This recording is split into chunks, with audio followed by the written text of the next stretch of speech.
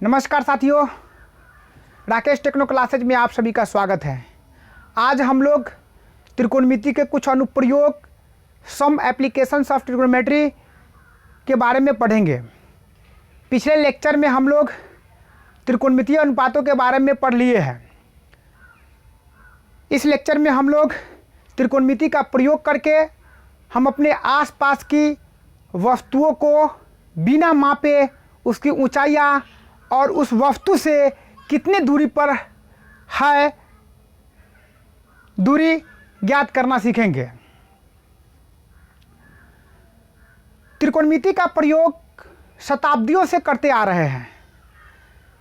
सर्वेक्षक जो सर्वेयर है वो त्रिकोणमिति का प्रयोग शताब्दियों से करते आ रहे हैं। 1892 में सर्वेक्षण करने के दौरान विश्व के सबसे ऊंचे पर्वत माउंट एवरेस्ट की खोज की गई, जिसकी ऊंचाई 8,848 मीटर है। माउंट एवरेस्ट का नामकरण सर जॉर्ज एवरेस्ट के नाम पर 1856 ईस्वी में रखा गया। माउंट एवरेस्ट के शिखर के सर्वेक्षण 160 किलोमीटर अलग अलग 6 केंद्रों पे रखकर किया गया था। ये जो थेडोलाइट है, ये थेडोलाइट का इस्तेमाल कोण निकालने के लिए किया जाता था। जैसे माउंट एवरेस्ट का जो खोज किया गया, आप यहाँ समझिएगा, ये मान लीजिए आपका ये माउंट एवरेस्ट है, ठीक है, ये माउंट एवरेस्ट है, ये सबसे ऊंचा पर्वत है। जब इसका खोज किया गया तो कैसे नापा गया होगा, आप सोचिए, थोड़ा कल्पना कीजिए कि ये थियोडोलाइट अगर नहीं रहता तो माउंट एवरेस्ट की खोज कैसे किया जाता। कहने का मतलब है कि 160 किलोमीटर अलग, इस माउंट एवरेस्ट से 160 किलोमीटर अलग अलग 6 केंद्रों से 1 2 3 4 5 6 ऐसा मान लीजिए कि 6 केंद्रों से, है ना, रखकर प्रेक्षण किया गया था। आप जैसे देखिए कि ये माउंट एवरेस्ट है।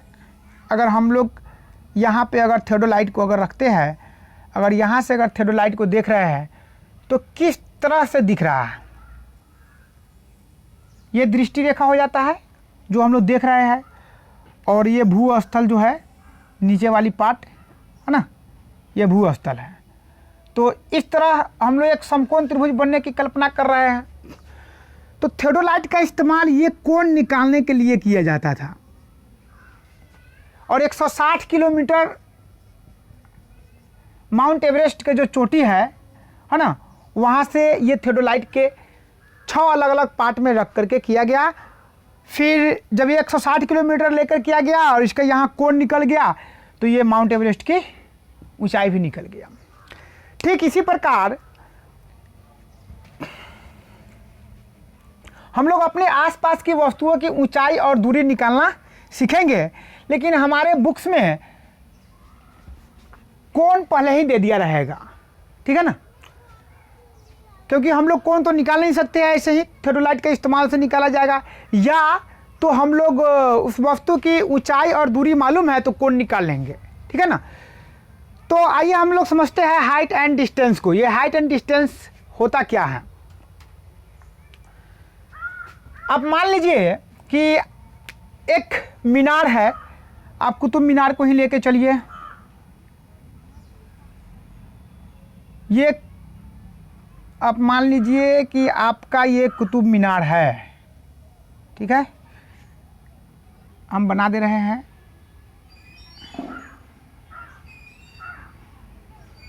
ठीक है, ये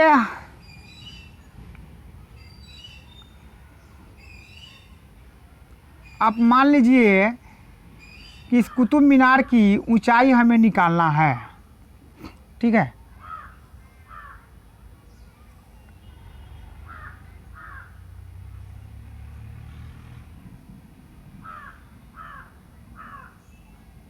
ये कुतुब मीनार है, इस कुतुब मीनार की ऊंचाई हमें निकालना है।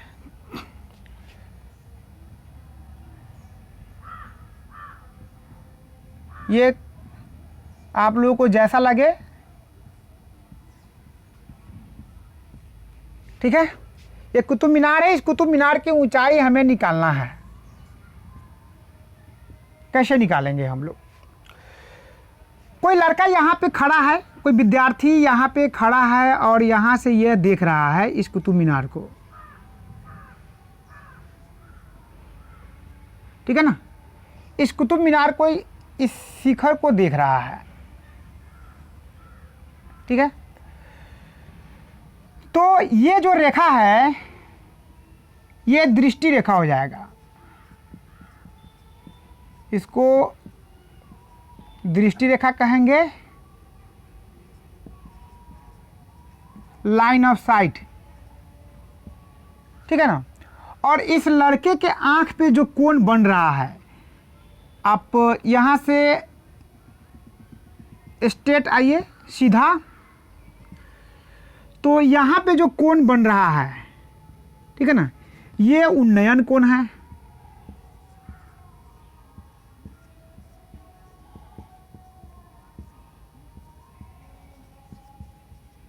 Angle of elevation. और ये जो डॉट डॉट डॉट जो लाइन है ये क्षैतिज रेखा है। क्या है? इसको नीचे लिख लेते हैं हम लोग,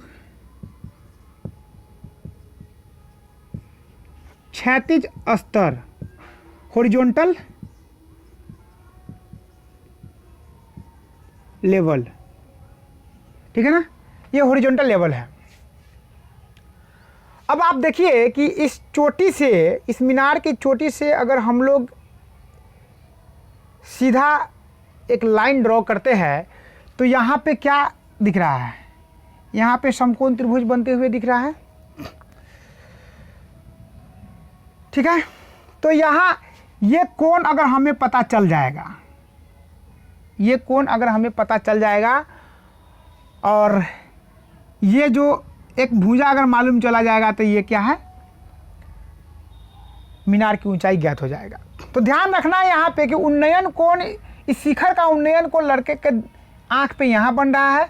और जब भी अगर हम इसका ऊंचाई निकालेंगे तो मान लीजिए ए है, यहाँ बी, और ये लड़का का जो ऊंचाई होगा, है ना, ये सेम ऊंचाई यहाँ होगा, सी, आप इसको डी, सी डी, और यहाँ पे ए लिख दीजिए। एक तो हमारा इस तरह का होगा, आप यहाँ पे सिंपल देख सकते हैं, ये मीनार है और इसके सामने एक लड़का यहाँ पे इस मीनार को देख रहा है। तो मीनार से जो सामने देख रहा है, ये इसको हम क्षैतिज रेखा बोलेंगे, क्षैतिज स्तर बोलेंगे, हॉरिजॉन्टल लेवल बोलेंगे। और यहाँ से जो इसके आँख पर कोण बन रहा है, इसको हम उन्नयन कोण बोलेंगे, ठीक है ना। तो इस तरह से यहाँ पे एक समकोण त्रिभुज बन जा रहा है ना। दूसरा कंडीशन रहेगा आपको कि इसको मिटा दे रहे हैं,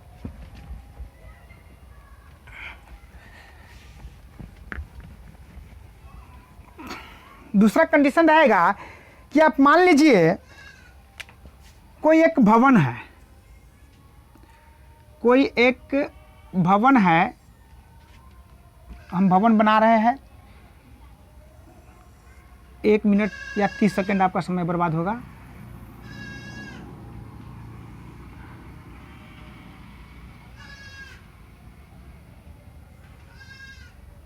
ठीक है, इस तरह से अब मान लीजिए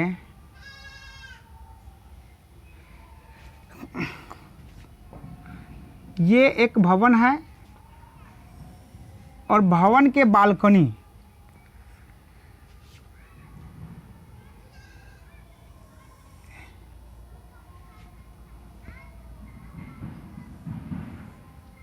इस तरह से है और एक भवन ड्रॉ कर रहे हैं, आप लोग समझिएगा।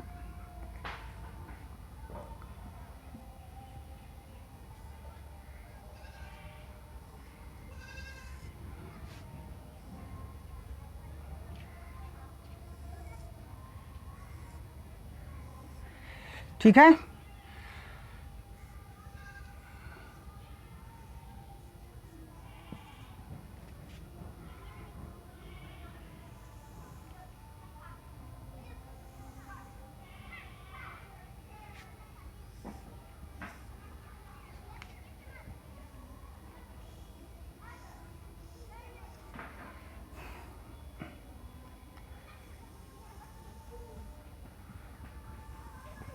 ये बालकनी बना दिए हैं इस तरह से,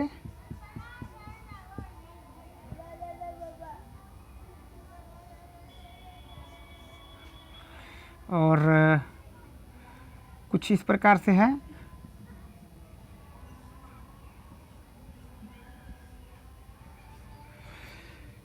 ठीक है। तो मान लीजिए कि एक भवन है, इस भवन के बालकनी में एक लड़का या कोई विद्यार्थी यहाँ पे खड़ा है, ठीक है, और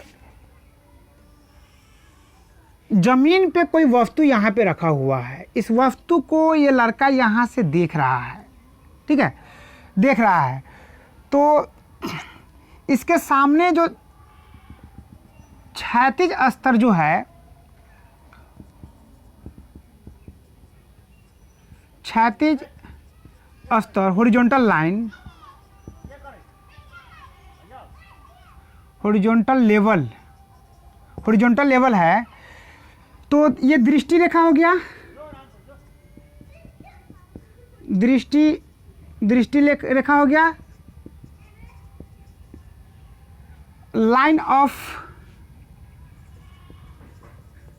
ऑफ साइट। और यहाँ जो कोण बनेगा इसको हम लोग अवनमन कोण बोलेंगे, अवनमन कोण बोलेंगे, angle of depression, angle of depression बोलेंगे, ठीक है। और इसके सामने नीचे आप एक लंब डालते हैं तो किस तरह का यह त्रिभुज दिखने लगेगा, यह आपको एक समकोण त्रिभुज दिखने लगेगा। तो ध्यान देना है कि यहाँ पे अवनमन कोण दिखेगा और ये दृष्टि रेखा हो जाएगा और ये क्षैतिज स्तर।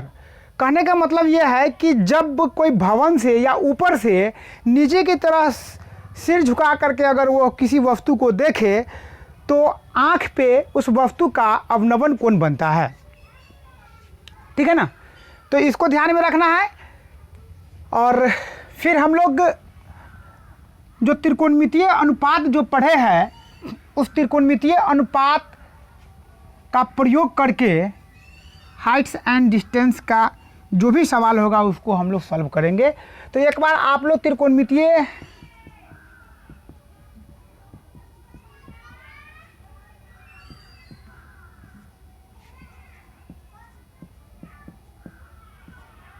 अनुपातों के बारे में देख लीजिए। ये क्या होता है, साइन थीटा बराबर क्या होता है, P/H होता है। कॉस थीटा क्या होता है, B/H होता है। और टैन थीटा बराबर क्या होता है, ये P/B होता है। कोसेक थीटा क्या होता है, H/P। सेक थीटा होता है H/B। और कॉट थीटा क्या होता है, B/P। तो ये हाइट एंड डिस्टेंस जो हमारा चैप्टर है, इस फार्मूले के बिना संभव नहीं है। इसलिए साथियों आप लोग हमारे पिछले लेक्चर जाकर के पहले देख लीजिए, अगर जो नए विद्यार्थी देख रहे हैं, फिर आपको ये अच्छे ढंग से और समझ में आएगा। बस इस लेक्चर में इतना ही बात था, बेसिक कॉन्सेप्ट बस इतना ही था। हमने ये थ्योरोलाइट इसलिए बना रखा है कि थ्योरोलाइट के इस्तेमाल से हम लोग कोण निकालते हैं। जब भी हम लोग किसी वस्तु को देखते हैं, आप मान लीजिए कि हम किसी वस्तु को देख रहे हैं, सर उठाकर ऊपर इस तरफ से देख रहे हैं, माउंट एवरेस्ट को देख रहा है, तो हमारे आँख पर कितना कोण बन रहा है ये तो हम ज्ञात नहीं कर सकते कि कितना डिग्री पे हमारा कोण बन रहा है ना, उन्नयन कोण कितना बन रहा है। इसलिए यहाँ थ्योरोलाइट का इस्तेमाल किया गया था, है ना। और भी हम लोग वस्तु देखेंगे, हाँ, कोई भी एक टावर देख रहे हैं, मान लीजिए आपके आसपास में जो भी टावर है, उस टावर को अगर हम लोग देखते हैं तो हम लोग क्या एज्यूम करते हैं, उसको देख तो रहे हैं कि वो हाइट पे है, कितना हाइट होगा ये हम लोग निकाल सकते हैं, लेकिन कैसे निकालेंगे जब तक ले हमें उस टावर का कोण पता नहीं रहेगा, कितने डिग्री पे दृष्टि रेखा बन रहा है ना, तब तक ले हम लोग टावर का ऊंचाई नहीं ज्ञात कर सकते हैं। ठीक है, तो इसलिए ये थियोडोलाइट का बहुत भूमिका है, और थियोडोलाइट जो है शताब्दियों से करते आ रहे हैं हमारे वैज्ञानिक लोग, और थियोडोलाइट का इस्तेमाल काफ़ी क्षेत्रों में किया जाता है। आप कह सकते हैं कि इंजीनियरिंग डिपार्टमेंट तो इसके बिना तो हो ही नहीं सकता है। और जो मैप बनता है, नक्शा बनता है ना, या सर्वे होता है, उसमें भी हम लोग थियोडोलाइट का इस्तेमाल करते हैं। इसलिए हमने ये थियोडोलाइट के यहाँ पे बना दिया था, और इस थियोडोलाइट का तो बड़ा योगदान है। इसलिए साथियों इस पे ज़्यादा फोकस नहीं करना है, हम आपको ऐसे ही देखने के लिए बना दिए थे, है ना। ये एनसीईआरटी के बुक में दिया हुआ है। तो फिर हम अगले लेक्चर में साथियों आपसे मिलेंगे हाइट एंड डिस्टेंस के सवाल को सॉल्व करते हुए। तब तक ले जय हिंद।